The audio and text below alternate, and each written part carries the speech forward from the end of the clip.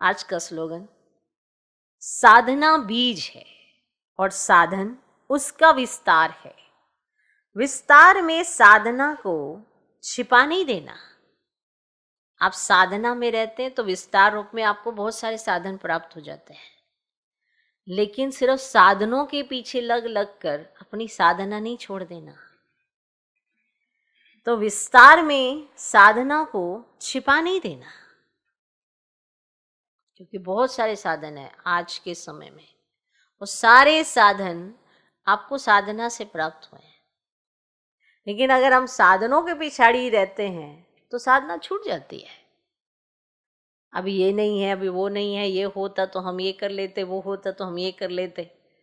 पर पहले हम साधना पर ध्यान देते थे, योग पर ध्यान देते थे, तो सारी चीजें आ गई। अब जब सारी चीजें आ गई तो उसी में बुद्धि अटक गई। पहले कुछ भी नहीं होता था तो योग की तरफ ध्यान जाता था।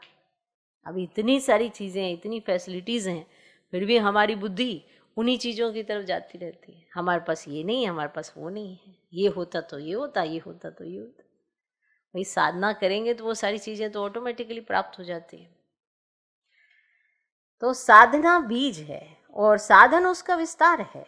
विस्तार में साधना को छिपा नहीं देना।